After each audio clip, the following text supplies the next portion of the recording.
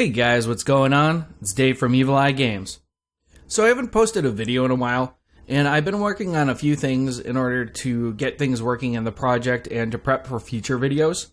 Primarily I've been working on getting things from Blender into Unreal Engine 4, and that has been proving to have a very steep learning curve. And just to give you a sample of what's going to be coming up, right here I've been working on importing these static meshes into Unreal Engine 4 to kind of create a hallway environment. So I have separate walls, a ceiling, a floor, and these bulkheads, along with a mesh for making a doorway over here, so a smaller doorway. Now, right now, these walls over here are actually doors, and I'm working at defining them because you can't really tell that they are necessarily doors after the lighting has been built in it. But I've just been playing around with this and prepping to make a video on getting content from Blender over to Unreal Engine. So for today's video, we're going to deal with the pause menu, and then I also want to update our heads-up display that the player sees, so our gameplay widget as well. So in order to get our pause menu working, we're going to have to go to our project settings, and we're going to need to go to our input and create a new input. So I'm going to go to our action mappings. I'm going to add a new action mapping. I'm going to call this the pause button. And then we're going to assign it a key. Now, one thing to keep in mind when you're assigning the key for this is traditionally the pause menu is going to be the escape key, but when you're playing in the editor, the escape key will close the window. So for now, I'm just going to set it to our keyboard P key so that we can go ahead and pause it without quitting out of the editor window. So once we have a pause button assigned, I'm going to go ahead and close our project settings. And then we're going to have to go into our player controller. So we're going to find our 3P player controller. And then we're going to go ahead and we're going to right click and we're going to search for our pause button.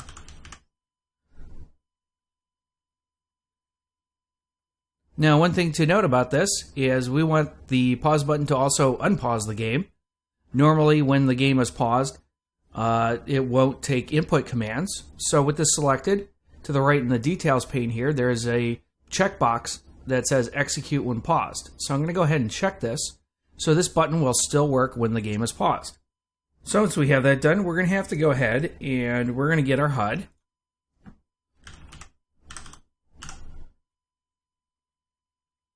And from our HUD, we're going to go ahead and we're going to cast this to our 3P player HUD. And that's the wrong one. So we're going to cast this to our 3P player HUD. And we're going to connect our pressed into the cast. And then we're going to want to check to see if the game is paused. So I'm going to go ahead and right click and search for is game paused. And this is a function that will return a Boolean telling us whether or not the game is currently paused. So we're going to put in a branch, and we're going to connect our isGamePaused to the condition and our cast to this branch. Now we want to go ahead and call on our setCurrentWidget. So from our cast, I'm going to drag out, and we're going to search for setCurrentWidget. And I'm going to make a duplicate of this. And we'll go ahead and connect the target into both of these. And we'll connect true into one and false into the other. Now, if the game is currently paused, we want to go back to the gameplay widget. So this setting is going to be completely fine. And then I'm going to drag out from here, and we're going to search for a set game paused.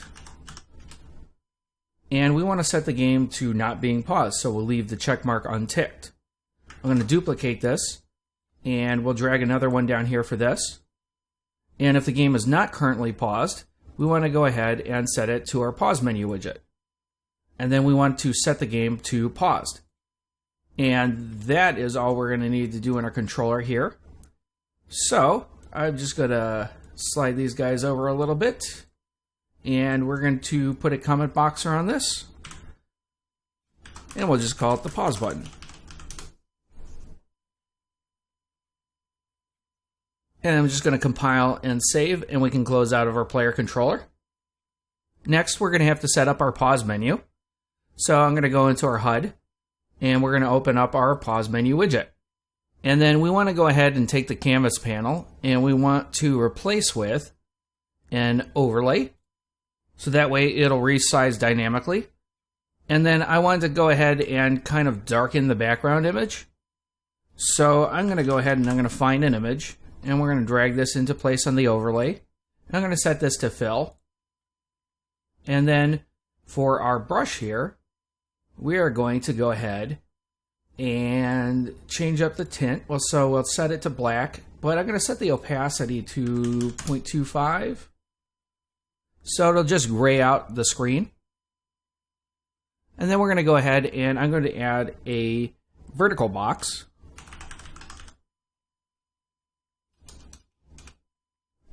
To our overlay. And I'm going to go ahead and I'm going to center this on the screen using the vertical and the horizontal centers. And then we're going to go ahead and add some buttons to it. So we'll select R. There we go. So we'll select a button, and we'll go ahead and drag this onto our vertical box. And I'm going to add, I think, 3 buttons to this. So we're going to have a button to resume the game, we're going to have a button to go to our settings, and we're going to have a button to go back to the main menu. And then I want to resize this box, so I'm going to go ahead and right-click on this, and we're going to wrap with a size box. So in the size box, we're going to override the width and the height. And the width, make it 200, and then we'll say maybe 600 is a little much. Let's see, we have 3 boxes,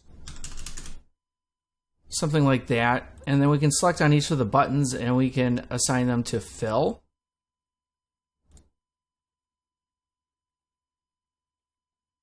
And then for the center button, I'm going to go ahead and give this a name. We're going to call this the resume button. For the center button, I'm going to call this the settings button. And then for the third button, we're going to call this the exit button. And we're going to have to add some text to each one of these buttons. So I'll search for some text, and I'll drag some text onto each one of our buttons.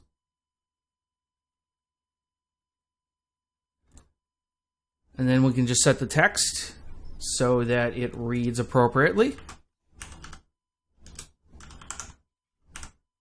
And I'll set the font and the size.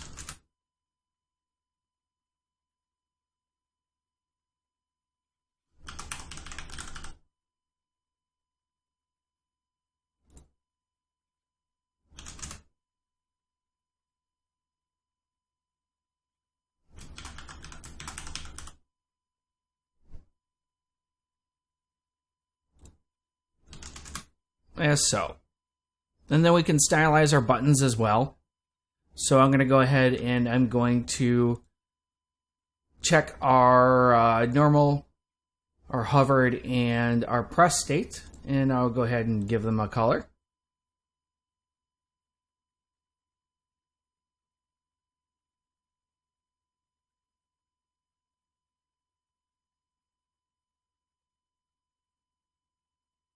And we can do this for each one of our buttons.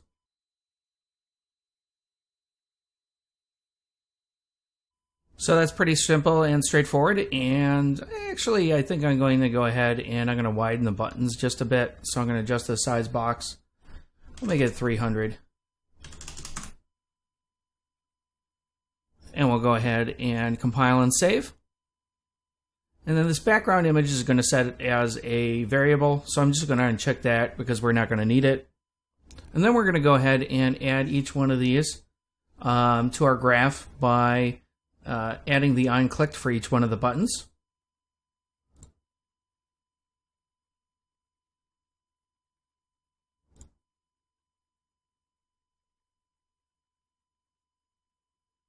and we should have all 3 buttons in our graph. I'm not going to be using the event constructor or the event tick, so I'm going to go ahead and get rid of those.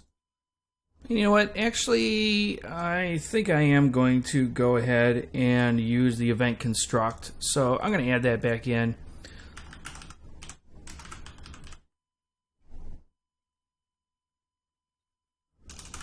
If I can spell, there we go. So we're going to add the event construct in. And so we're going to go ahead and get the player controller. And we're going to go ahead off the player controller, we're going to get the HUD. And from our HUD, we're going to go ahead and we're going to cast this to our 3P player HUD. And I'm just going to go ahead and promote this to a variable. And we'll call this the HUD. So that way we have a reference to it and we can call on it. So on our resume button, all we're basically going to do is we're going to get this HUD, and we are going to go ahead and set the current widget, and we're going to set it back over to the gameplay widget. Now we're also going to have to unpause the game as well. So actually I'm going to drag this off to a side here, and we're going to set game paused.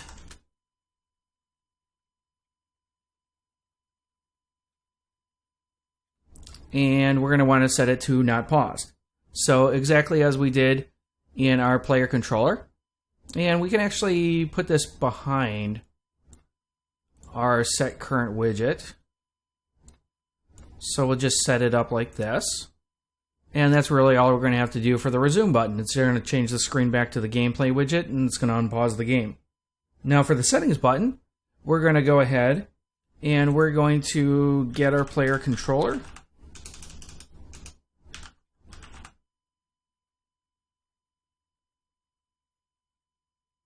And we're going to want to create widget.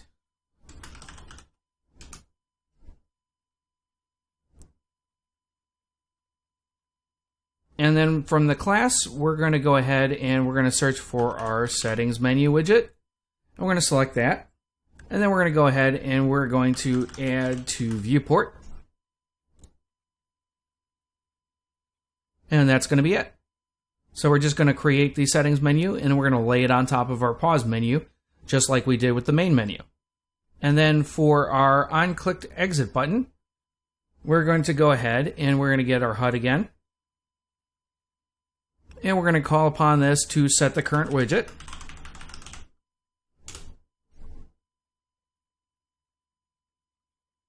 And we want to set this to our main menu widget.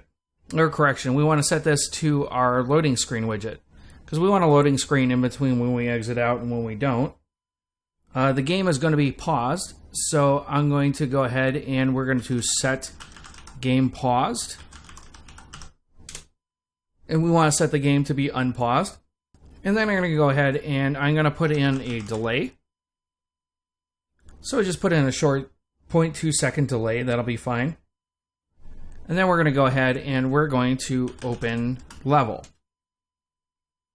And the level we're going to open for the level name here is going to be whatever the name of your main menu map is. Mine is main menu. And you want to make sure that it is spelled identically correct, otherwise it won't work and it won't open up a level. And it's also important to note that the delay here has to be after the game unpauses. The delay will not fire, and in effect, most time events, other than event ticks, will not fire when the game is paused. So that's an important thing to keep in note when you're doing things later on. So that's going to take care of our pause menu. So if we go ahead and compile and save, we'll give it a test. So we'll go ahead and hit play.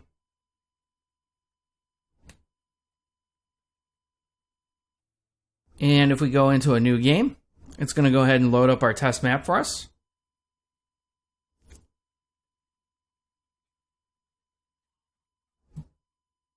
And I'm just going to go ahead and dispatch with these guys real fast. I forgot I left them in there. But if we hit the P button, our pause menu comes up. And if we click on the resume button, we're free to resume the game. If we hit the pause menu button again, we can go into the settings, and it's going to bring up our settings menu. And we're going to hit back, and it'll bring us back to our pause menu. And then, if we hit the main menu button, we're going to get our loading screen, and that's going to bring us back to our main menu. So I'll go ahead and close out of this. And then we're going to have to also make a minor adjustment to our gameplay widget. And I don't know if I did it with the loading widget on screen with you guys, but I ended up just switching the canvas panel over to an overlay and then put in a vertical box in the center that's centered horizontally and vertically, and then put some text in. So if you haven't done it already on your loading screen, you want to switch over the canvas to an overlay so that it resizes appropriately when the screen resolution is changed. And then in our gameplay widget, we're going to have to go ahead and on our canvas panel here, we're going to head and right click, and we're going to replace with an overlay. And obviously this is going to completely mess everything up on our screen. So basically all this stuff is stacked right on top of each other. Now I'm going to go ahead and I'm going to get rid of the crosshairs that we have. And I'm going to get rid of our weapon overheat bar because I'm going to end up replacing that. So for what's remaining, what we have here, I'm going to grab the health bar here and I'm going to set it to center and on the bottom. And then we can go ahead and right click and wrap with a size bar. And in the size box, we can overwrite the height and the width. So the width, maybe that's a little too much. Maybe 1500. And the height, let's try 100. That seems a little thick. Let's try 50. 40. Okay, I'm going to stick with that. And then to get it off the bottom of the screen, we're going to use the padding on the bottom. So I'm going to set the padding to 50-ish. Maybe 40. So that it's up on the bottom of the screen here. And then for the weapon overheat text, I'm simply just going to set this to the center of the screen. And then we want to go ahead and add in some cursors. So I'm going to go ahead and drop a link down below. Someone was actually kind enough to drop a bunch of crosshairs online for free. So there will be a link to the Unreal Engine forum post below. And you can go ahead and download these for free. And what you're going to get in the crosshair pack is just, it's going to come in a zip, and you're going to have to unzip it. And it'll come with a sub-zip as well, which I find rather annoying, but you're going to have to unzip that as well. And then there's going to be a folder of PNGs. And these are going to be the different crosshairs that he has created and released. So if we go through the crosshairs, we can pick out a crosshair that we like.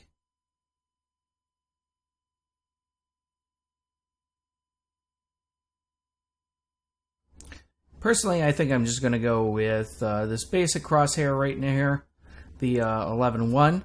So we're going to want to go ahead and import these into Unreal Engine. So we're going to have to go back, and I created that images folder.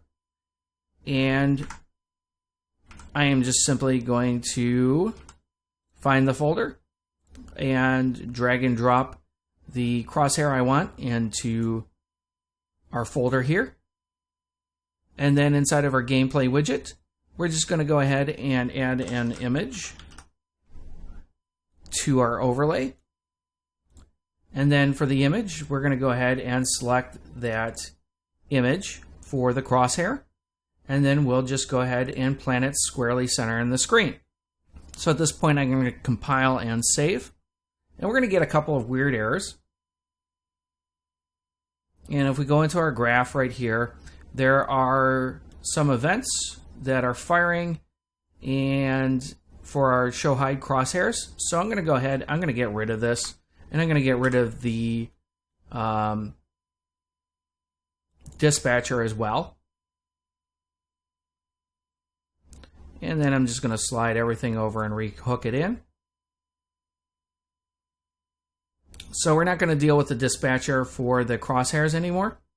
So if we compile and save, all of our errors will be gone at this point. And then for the crosshair itself, the image, we're going to set the variable here. We're going to just basically call it the crosshair. So that way in our graph, we now have a reference to the image for our crosshairs. And then we're going to need to show and hide this like we were showing it before. So in our designer, I'm going to have the crosshairs selected. And under behavior, visibility, I'm going to go ahead and create a binding. And I'm going to rename this so that I like the naming scheme.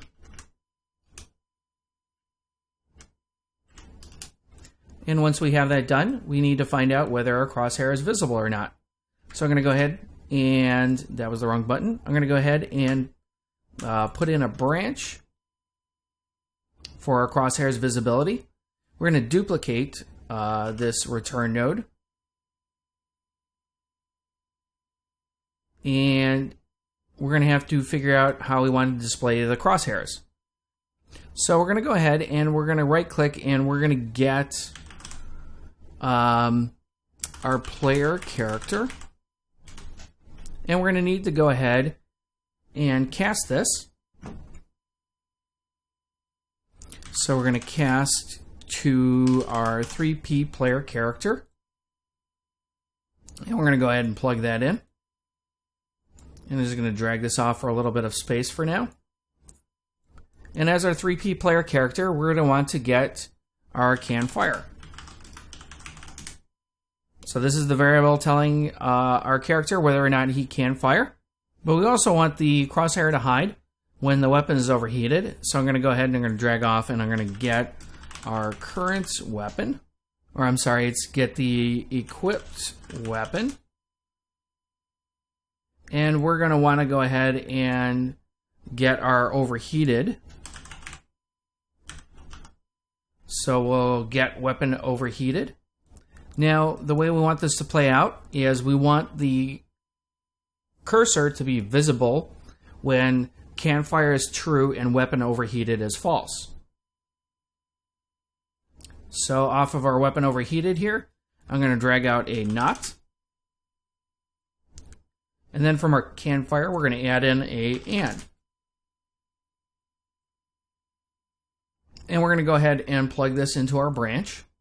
So when we can fire and the weapon is not overheated, when this is true, we want the return node to be set to visible. And when it's false, we want it set to hidden.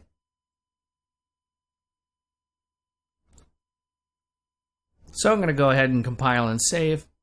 And it's going to throw up a note that there's nothing being returned when the cast is failed here. So if the cast is failed, I'm going to go ahead and plug this into the hidden return node. Like so. So if we go ahead and compile and save, we're not going to have that note pop up anymore. So if we go ahead and hit play, and we'll save everything.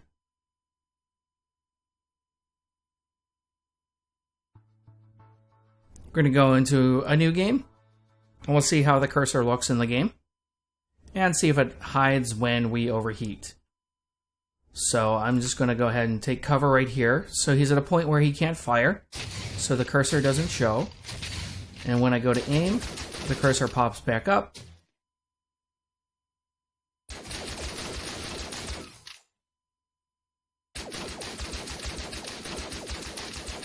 And then I'm just going to go ahead and fire the weapon, because we don't know what the overheat is right now, because we removed the overheat bar. The icon will disappear. And we'll get our overheated alarm until the weapon unoverheats, and we sprint, and the cursor goes away. So I'm going to go ahead and use our newly acquired pause menu. Go back to the main menu and exit out. So now we have to take care of our overheat bar. and I want to do something kind of cool with it. I want to make a circular fill bar that shows the overheat level of the weapon. So we're going to go back to our main window, and in our HUD folder here, I'm going to create a new folder, and I'm going to call this Materials. And inside of our Materials folder, I'm going to right click, and we're going to create a new material. And I'm going to call this a Circle Fill Material, or underscore met. And then we'll go ahead and double click and open up the Circle Fill material. And we're going to have to change the settings for this material. So on the left here, under material, there's a material domain. We want to set this to user interface. And then for the blend mode, we want to set it to masked. And for the final color here, we're just going to go ahead and to the right from our menu here, we're going to add a constant 3 vector. And this is just going to be a RGB component.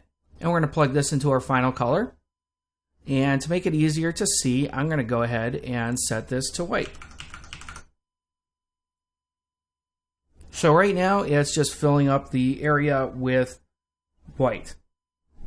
But we need to do some things in order to create a circle. So we're going to need some room for this. I'm going to go ahead, and down here, we're going to want to add a constant, which is this constant right over here. And you'll notice it also shows you a quick key over here to add that constant. So if you hold 1 and click on the graph, it's going to add this constant in. And I'm going to set this constant for now to 0.4. And from our constant here, we want to drag out, and we want to search for a sphere gradient, 2D. And I don't want this plugged into the UVs, so I'm going to break that. I want this plugged into the radius. And we're going to take the result diameter, we're going to drag out, and we're going to search for a 1 minus. And you can see what's going on with these nodes. There's a little drop down here. It's going to show you the result of whatever operation that it's performing. So whatever comes out of this output, and when there's this drop down, this image is going to show you what the result of that operation is. So if you want to take a look and see what's going on, you can do that. From here, we're going to drag out, and we're going to search for a power. And you can see right there, it's creating a little bit more of a circle. But in the details for this, I'm going to set the constant exponent to 3. And that's going to have a little bit of a darker, harder circle in the center. And we're going to go back to our constant right here. We're going to create another constant. So I'm going to hold 1 and click in the graph. I'm going to set this to 0.07. And I'm going to duplicate this sphere gradient. But before we plug into the sphere gradient, I'm going to drag off from our top constant, the 0.4, and we're going to search for add. And we're going to add the 4 and the 0.07 together. So from here, from our add, we're going to go ahead and we're going to drag and we're going to plug it into the radius again. And then we're going to take the result radius, so the bottom one this time, and we're going to search a 1 minus. And it comes out a little grayed. So we're going to go ahead and drag off this. And we're going to search for a power. And for the power of this, we're going to make this a 3 as well. So it'll make it a little bit darker. Then from our top section here, from our first power, we're going to search for subtract.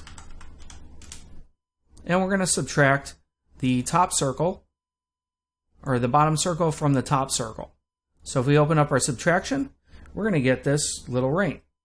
But it's going to be kind of edgy and not very well defined. So we're going to go ahead and we're going to multiply this. And in our multiply over here for the second constant, constant b, I'm going to set this to 4. And that's going to create a brighter ring in the center. And then we want to go ahead and drag off from this, and we're going to search for a clamp. Now if we take this and we plug this into the opacity mask now, you'll see that the material is this circle. But now we need a way to adjust how to fill the circle. So what we're going to do is I'm going to right click on the graph here and I'm going to search for a texture coordinate. And from here we're going to drag out and we're going to get a constant bias scale. And we want to adjust the settings of this constant bias scale. So the bias is going to be -0.5. And then we're going to search for a swizzle. And I'm going to plug our constant bias scale into the XY input. And then we're going to right click and we're going to search for a vector to a radial value. So we'll have the vector to radial value here. We're going to apply our YX into the vector, the UV-V2. And then we're going to go ahead and search for an if. So we're going to plug our vector converted to angle into the A. And then we're going to need to get another constant. So we're going to hold 1, plug it in. And then we're going to plug this into our B.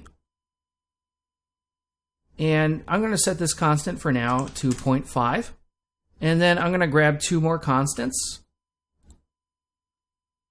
I'm going to leave the first one at 0. And the second one I'm going to go ahead and put to 1. And apparently I didn't set this to 0.5. I'm going to set this to 0.5 for the first constant up here. So we have a constant of 0.5 going into B. We have a constant of 0 and a constant of 1. The 0, we're going to plug into the A is greater than or equal to B. We're going to plug it also into the A is equal to B. And then finally, for the 1, we're going to plug it into the A is less than B. And then we're going to actually take this and we're going to multiply it by our result from our clamp that we had already produced that's going into the opacity mask. And then we're going to plug this multiply into the opacity mask. Now this value is set at 0.5, and you'll see that the circle is halfway filled. So we set it to 0.25, it'll quarter fill the circle. We set it to 0.75, it'll fill 3/4 of the circle. But I want to actually go ahead and make it a quarter fill circle bar. So all I'm going to do is from our variable that we're setting, I'm going to go ahead and drag out and we're going to search for a divide. And right now it comes at a base of dividing by 2. So if we go ahead and plug this back into the B there, if it divides by 2 and we set the value of our constant to 1, it's going to half fill the circle. Then if I take this divide and I go ahead and change the constant to 4, it's going to go ahead and quarter the circle. So from what we have here, this is going to be the final resulting color of our circle. So I'm going to right click on this and I'm going to go ahead and convert this to a parameter. And what this means is if we create future material instances, we can go ahead and set this as a parameter. So down here in the General tab for parameter, I'm going to call this fill color. And then this constant here that we're dividing is the fill percent.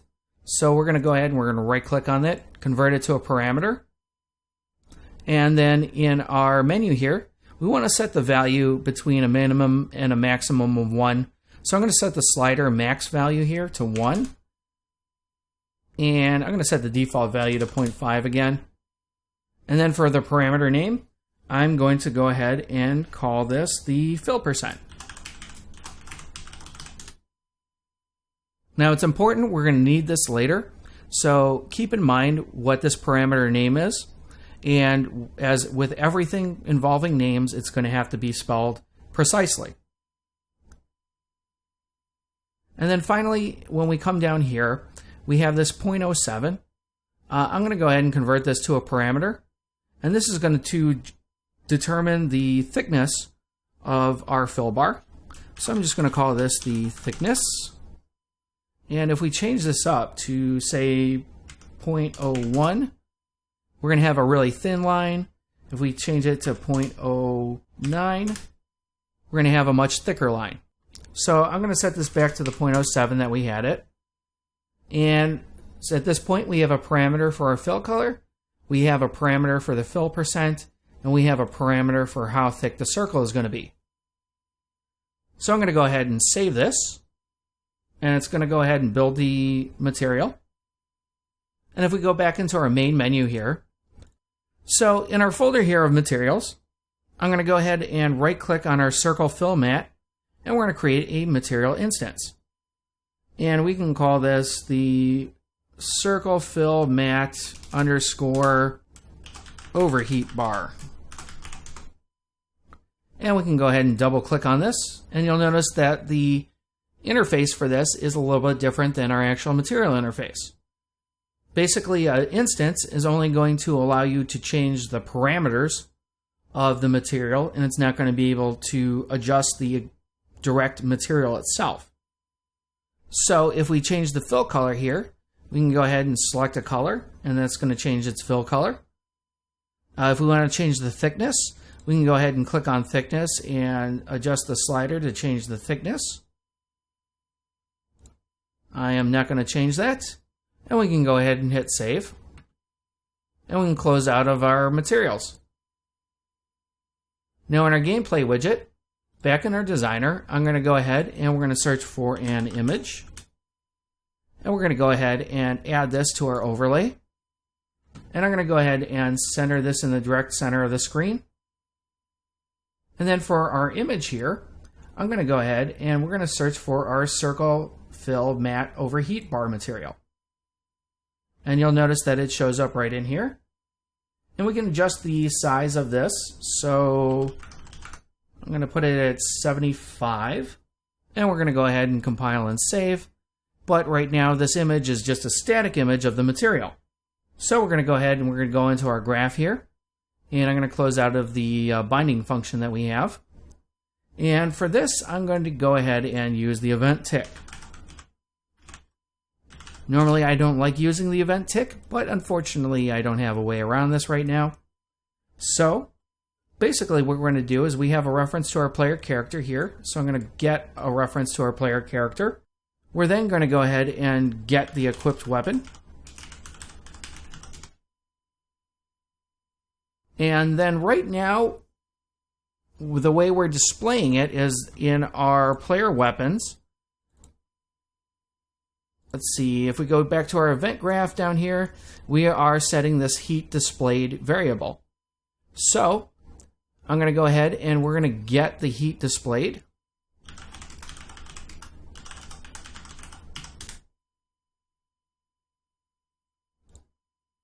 And then we're going to need to set the value of this image. And I haven't named the image, so just real quick in the designer, I'm going to go back here. And I'm going to call this the overheat bar image. So we know exactly what it is. Now we have the overheat bar image in here. So I'm going to go ahead and I'm going to get a reference to this. We're going to go ahead and drag off this and get dynamic material. We're going to plug this into our event tick. And we're going to go ahead and drag out from here, and we're going to set scalar parameter value. So the value is going to be our heat displayed. That's going to go into that input value. And the parameter name is going to be the name of our overheat percent. So, just real fast in our materials here, in the original material itself, we have the fill percent here. Like I said, this is going to have to be spelled precisely. So if you want, you can just control copy and then go ahead and paste it into this parameter name so that we make sure we have it correct. And we're going to go ahead and compile and save. And then we'll go ahead and hit play.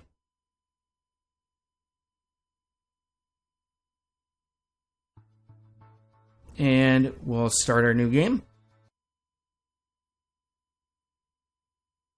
And so we don't see anything on screen right now, but if I go ahead and start firing our weapon, you'll see that that bar starts filling up.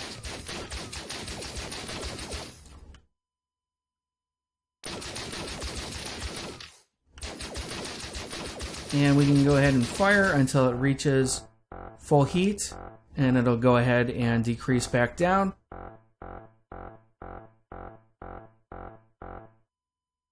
And we can go ahead and use our pause menu to go ahead and exit out of the game. Alright, so now we have a pretty cool looking fill bar for our weapon. We have a functional pause menu, and that's going to complete today's video. If you have any questions or comments, go ahead and leave them down below. You can also head over to my Facebook page and post comments or message me over there. And thanks for watching.